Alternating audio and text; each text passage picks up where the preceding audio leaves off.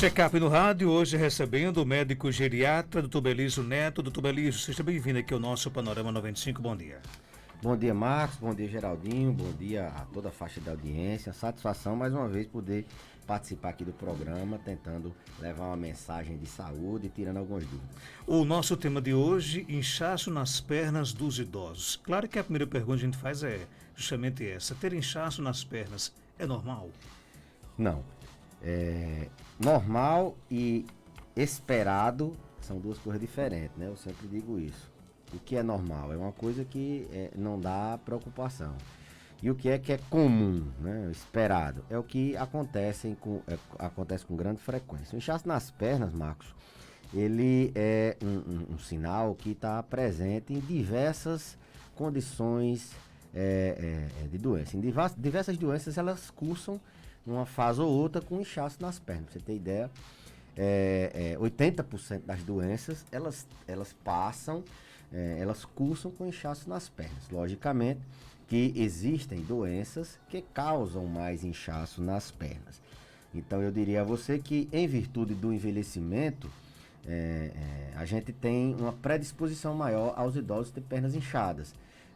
Eles terem pernas inchadas porque o sistema circulatório, o sistema de retorno venoso, que é através das veias, ele está mais envelhecido. Isso faz com que, associado à própria gravidade, o sangue tenha dificuldade de retornar e se acumule nas pernas. Ele tem mais inchaço porque ele tem mais doença cardíaca, e uma das causas de inchaço nas pernas é o coração insuficiente. Ele tem mais propensão à doença renal, e a doença renal, o rim é quem controla regula toda a nossa líquido, água, sódio, potássio. Ele é quem regula a entrada e a saída, a quantidade necessária. Então, se você tem um defeito aí, uma insuficiência renal, o idoso é mais propenso a isso, você tende a acumular líquido. Medicamentos, os idosos tomam muitos medicamentos, tem alguns medicamentos que eles causam inchaço, e doenças do aparelho circulatório, né? A gente tem a insuficiência venosa crônica, a gente tem linfedema, é um tipo de inchaço causado por defeito na drenagem dos vasos linfáticos. Então, assim, é comum nos idosos eles cursarem com inchaços nas pernas em alguma fase de alguma doença. É bem prevalente, é subvalorizado. Eles acham que é simplesmente porque eles não andam, porque eles andam pouco, eles acham que é porque é normal da velhice, mas é muito comum, embora não seja normal. Agora, no caso, é um sinal de que alguma coisa no organismo não está bem, por exemplo? Sim, é um sinal de que existe um desequilíbrio entre a quantidade de líquido que está dentro do vaso, que é o que circula, e a capacidade desse líquido sair de dentro do vaso, da veia, da artéria, ou seja, está extravasando líquido. A gente tem um sistema que drena esse excesso de líquido que fica no interstício, ou seja, fica fora do vaso, fica nos tecidos. É o sistema linfático. Os vasos linfáticos, ele drenam esse excesso. Então, quando a gente está com algum problema nessa microvasculatura, que a gente chama, existe ou um excesso de extravasamento, e aí uma capacidade de drenar o excesso de líquido está saturado, um problema na própria drenagem do líquido, ou algum problema nas duas coisas. Uma inflamação, por exemplo, ela causa um aumento das fenestras dos capilares. O líquido extravasa tem uma quantidade de líquido grande e tem uma capacidade diminuída de drenar. Além disso, tem algumas doenças que cursam com a capacidade de puxar o líquido maior fora do vaso. Quando o paciente tem pouca proteína dentro do vaso, ele tem uma tendência da pressão oncótica a diminuir e esse líquido tende a sair. O líquido sai mais em virtude de uma pressão que puxa ele para fora do vaso. Então, alguma coisa está acontecendo, seja no sistema de drenagem, seja numa veia que está muito dilatada e não consegue suportar esse líquido extravasa, seja por alguma infecção, uma inflamação, seja por um trombo, seja por alguma doença maligna, inchaço nas pernas pode ser também por causa de algumas doenças malignas, seja por alguma doença distante das pernas, por exemplo, uma doença cardíaca, uma doença renal, seja por alterações hormonais, seja por medicamento. Então, alguma coisa está acontecendo. E além disso, além da gente buscar a causa, seja também por algum período de imobilidade estendido, uma pessoa que interna, uma pessoa que está movimentando menos do que ela movimentava, ela pode sim inchar ali transitoriamente. Então tem sempre eu diria que sempre tem muitas causas por trás. Dificilmente só um mecanismo explica o inchaço nas pernas, principalmente aquele inchaço crônico que tem há muito tempo. Sempre tem 2, 3, 4 causas que expliquem isso. E a importância da gente tratar, não só tratar a causa do problema, como também evitar complicações.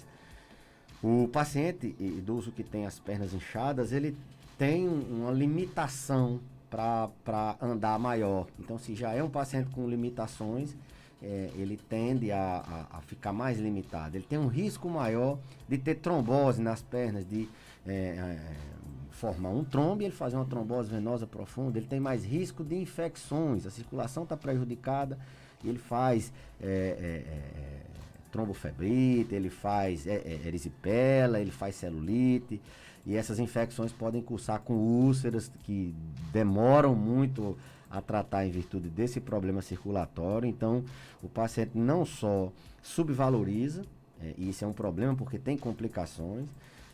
O edema, o inchaço, geralmente tem uma causa que a gente tem que buscar tratar, e se não tratar, as complicações existem e podem causar sérios problemas ao paciente. Agora, doutor Belizo, então, de forma resumida, o que é que pode causar o inchaço nas pernas dos idosos? A principal causa são doenças cardíacas, né? Descompensação do coração. O coração é quem bombeia todo o sangue. Então, se ele tem uma capacidade diminuída de bombear o sangue para o organismo, o líquido tende a se acumular, não só nas pernas, mas em diversas. As pernas é porque a gravidade favorece, está mais distante do coração, então ele se acumula.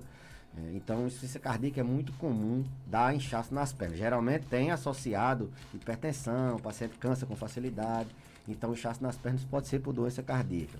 A segunda causa de inchaço, assim, mais comum seria alterações hormonais. Aquela mulher no climatério ou doenças na tireoide podem causar inchaço. Então, doença na tireoide, veja que é outro órgão totalmente diferente. Doença no rim, como eu falei, o rim é quem regula toda essa quantidade de líquido que deve ser excretado na urina, se está em excesso ou se tem menos. Então, se você tem um defeito ali no rim, diminuição na sua capacidade, na sua função principal, que é de filtrar o sangue e regular esse equilíbrio hídrico, colocar para fora o excesso, você retém líquido. É uma condição que você aumenta a quantidade de líquido e a capacidade de drenagem fica saturada. O paciente drena até uma certa capacidade e ele não consegue drenar tudo, então esse líquido tende a se acumular nos espaços. Então, doença do coração, hormonal, doença renal, estados nutricionais de o idoso acostumado a comer só um pão com manteiga e um café pela manhã, ele tem uma baixa ingestão de proteína, então ele tende a ter pouca proteína e esse líquido,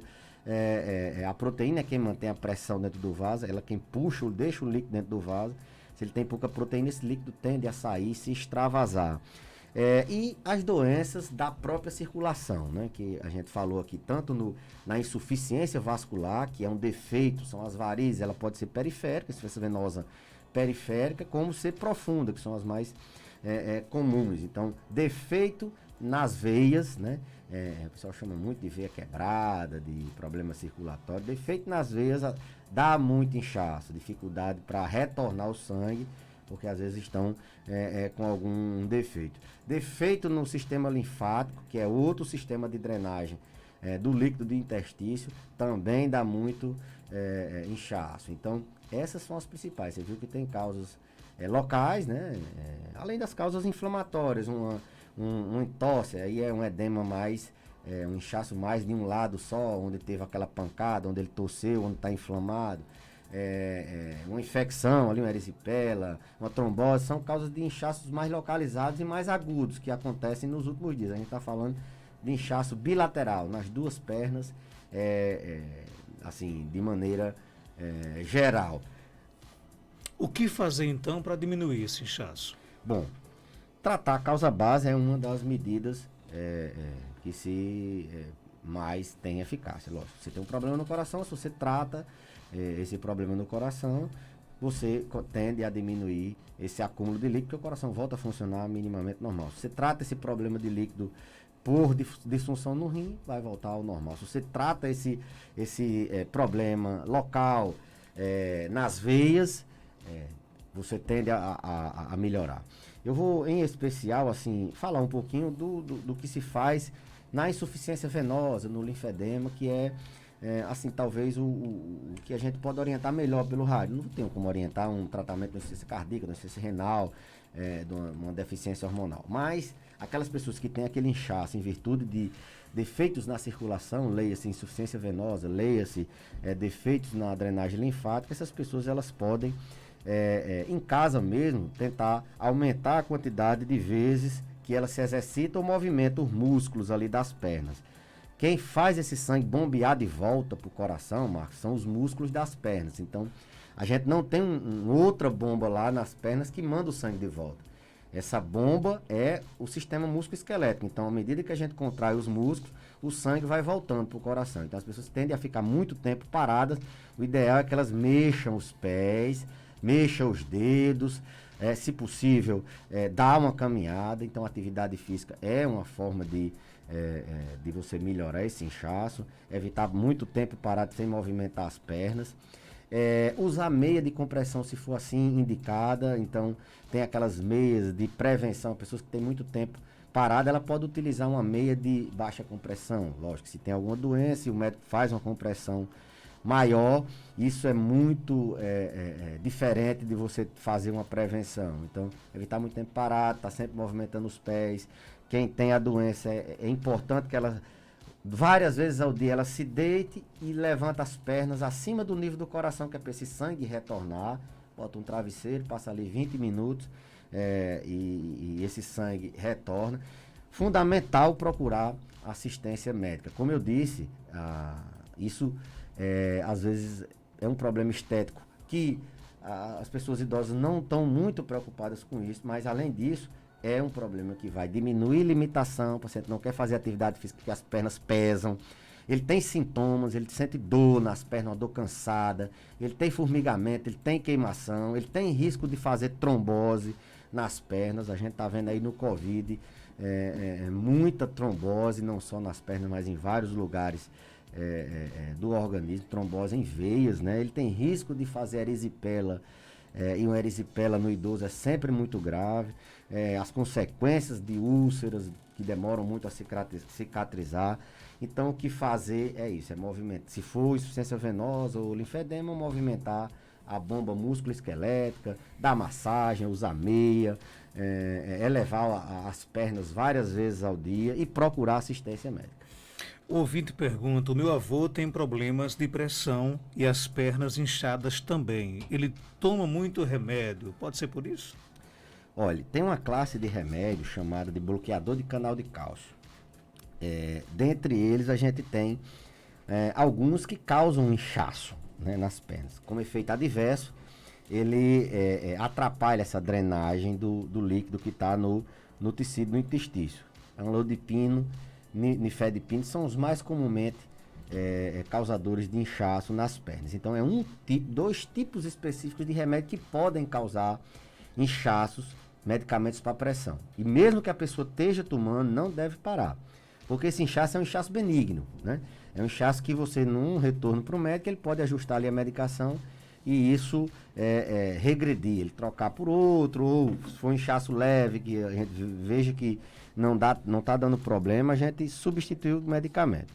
Mas a hipertensão, ela é a principal causa de insuficiência cardíaca. As pessoas têm a insuficiência cardíaca por hipertensão mal controlada a longo prazo. Sobrecarrega muito o coração trabalha demais e ele finda entrando em falência, em insuficiência. Então, uma das principais causas de coração insuficiente é a hipertensão. Então, esse inchaço pode ser muito provavelmente pela insuficiência cardíaca, que deve ser melhor abordada. Às vezes é um medicamento que está faltando, uma dose que precisa ser ajustada.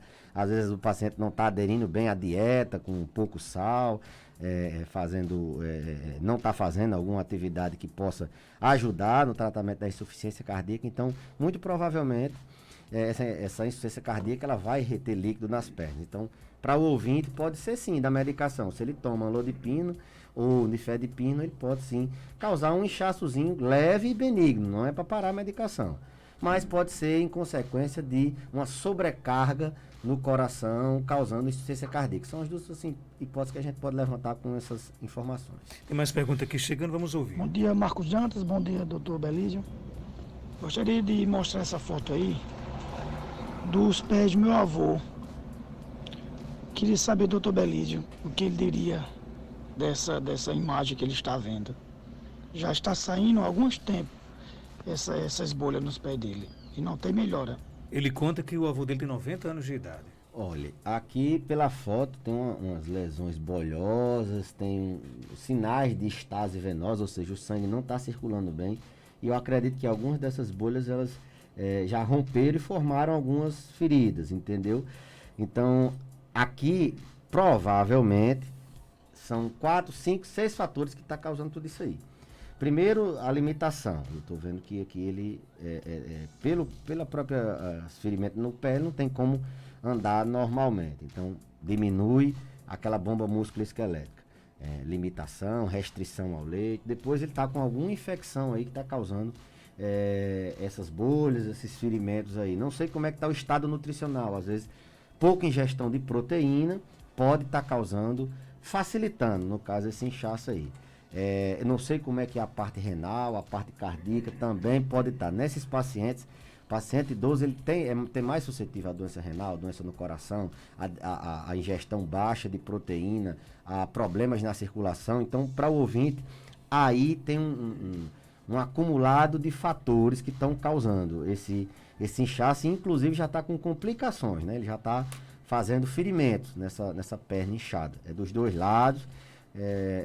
Eu acho que deve algum profissional dar uma avaliada, dar uma conversada, dar uma examinada, porque isso aí vai dar problemas para cicatrizar essas úlceras, esses ferimentos na pele. É bom tratar com urgência, né? É bom ter cuidado que isso vai piorar, se a gente não for tirando cada causa dessa e melhorando. Doutor Belísio, um idoso que tem uma respiração muito boa, mas vive reclamando de cansaço nas pernas e no corpo. O que seria isso? Às vezes a gente tem que traduzir mais ou menos o que é que o paciente está querendo dizer, né? Ele só, eu estou com um cansaço. Você imagina logo que é um cansaço, uma falta de fôlego. Aí você pergunta, é uma falta de fôlego? Não, doutor, é uma fadiga, é uma falência, é uma fraqueza. Eles tendem a dizer isso quando estão tentando dizer que é uma falta de energia no corpo, uma anedonia, uma astenia, alguma coisa desse sentido. Cansaço nas pernas, essa sensação de cansaço nas pernas, a gente pensa sempre em doenças circulatórias, a gente pensa sempre em pouca massa muscular, a gente pensa sempre em doenças que podem estar causando uma sensação de cansaço, na verdade, de fadiga ali nas pernas. O paciente tem essa queixa de cansaço nas pernas. Então, problemas de ordem osteomuscular, sarcopenia, perda de massa muscular é muito importante, assim, levar como diagnóstico diferencial, e problemas circulatórios. E a fadiga no corpo, o cansaço no corpo, essa tem, a gente até já fez um programa falando sobre as principais causas de fadiga. Aí passa por anemia, aí passa por depressão, aí passa pela própria cascata de perdas em espiral, a síndrome de fragilidade. O paciente vai ficando menos ativo, ele vai tendo menos necessidade de calorias, ele vai comendo menos, essa pouca alimentação vai fazendo ele perder peso, esse perda de peso vai diminuindo defesa, vai piorando tudo, e ele vai tendo a sensação de fadiga. Então, essa fadiga generalizada, ela pode ter várias causas, né? Desde déficit no próprio sangue, como anemia, passando por doenças como depressão, como doenças clínicas, como efeito adverso de medicamento. Então, a fadiga, ela seria um programa ou dois para a gente poder falar. mas provavelmente não tem assim relação com o cansaço da falta de ar. É uma fadiga, e esse nas pernas a gente tem que ver se não tem nenhuma doença circulatória, se não tem nenhuma doença que possa estar causando essa sensação de cansaço nas pernas. Doutor Belísio, quero saber quando o idoso tem Alzheimer, é normal ter tontura, mesmo estando em tratamento? Não tem assim relação de paciente que tem Alzheimer ter mais tontura, não. Ele tem mais tontura, como todo idoso, ele é mais suscetível a ter tontura. Logicamente, a gente utiliza uma gama de medicamentos para tratar não só a doença de Alzheimer, como para tratar suas complicações. E algum desses medicamentos, principalmente quando a gente está iniciando, está tentando chegar à dose certa, eles podem ter alguns efeitos adversos, e a tontura pode estar no meio desses efeitos adversos. Mas o paciente que tem Alzheimer, não é que ele tem mais tontura do que os outros idosos, não. Nem tenha menos também.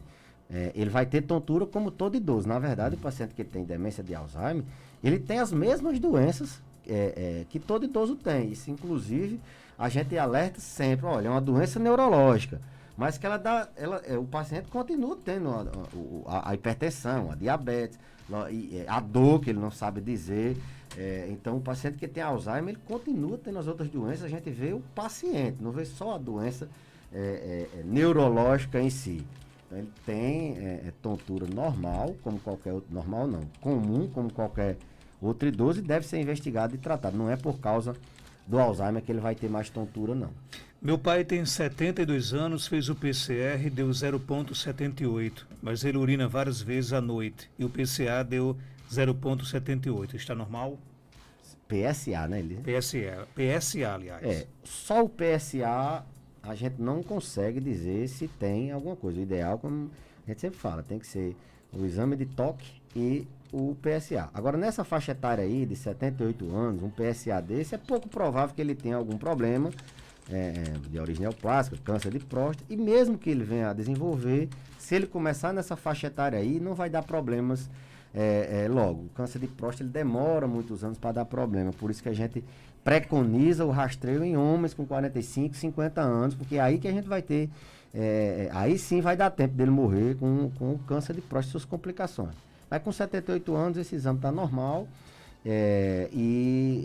assim, a gente dificilmente inicia um rastreio num paciente com uma estimativa de vida de menos de 10 anos de idade. Não estou dizendo que ele tem menos de 10 anos de idade de vida, não. Depende muito das condições, das doenças que ele tenha, do status funcional dele. Mas pelo valor está normal. Tem mais pergunta aqui chegando, vamos ouvir? Eu gostaria de saber, doutor Belísio, porque minha mãe passa o dia bem, aí quando chega de tardezinha para de noite ela fica toda dormente. Se isso é normal, se é algum problema de saúde, ou se é psicológico. Ela é idosa. Passa o dia bem e à tarde fica dormente, e aí? Não, não é normal, né? Se fosse normal, a maioria das pessoas tinham esse sintoma. Não é normal. Tem alguma coisa que a gente tem que investigar. Não tem como dizer, fica dormente, isso não. Pode ser várias e várias coisas que o ritmo circadiano, a hora do dia está piorando. Desde doenças psicológicas, como ela diz, né? Alterações hormonais, há diversas, não tem como, infelizmente, eu dizer, por isso não é normal. Tem alguma coisa aí, inclusive tem algumas doenças assim, mais sérias que elas cursam com febre vespertina, com uma sensação de mal-estar no final da tarde, tuberculose, leucemia, aliás, linfoma, são doenças mais difíceis. Não estou dizendo que tem não, é raro essas doenças acontecerem simplesmente com uma queixa dessa, mas passa desde de problemas assim, psicológicos, as pessoas tendem a subvalorizar, achar que não é doença, e é doença séria, a alterações hormonais, a doenças diversas no organismo, inclusive doenças graves. Doutor, minha mãe tem mal de Parkinson, não está querendo comer. Posso bater a comida no liquidificador? Olha, depende muito se esse não querer comer é uma falta de apetite intrínseca do paciente, se ele está sem vontade, porque o ideal é buscar a causa da perda de apetite. Nos pacientes com doença de Parkinson, eles têm várias causas para ter perda de apetite. Eles têm alteração sensória, eles perdem olfato, eles têm alteração no paladar, eles se engasgam muito, a disfagia. Se você toda hora que vai comer, você se engasga, você não vai querer comer. Então isso é uma falta de perda, uma causa de perda de apetite. As medicações do tratamento, elas dão perda de apetite. O paciente tem muita dificuldade para defecar, eles são constipados cronicamente, isso dá desconforto, dá perda de apetite. Então teria que sim, eles têm muita depressão no paciente com Parkinson tira o apetite, então tem que fazer, na verdade, um inventário, uma investigação das causas e ir tirando cada uma. Simplesmente tirar a consistência de normal para líquida ou pastosa, talvez não resolva, a não ser que esse seja só o problema. Tem que ver por que ele está sempre sem apetite. E se for um apetite recente que ele perdeu, a gente tem que pensar em alguma doença de agora. Então, se faz diferença, faz sim.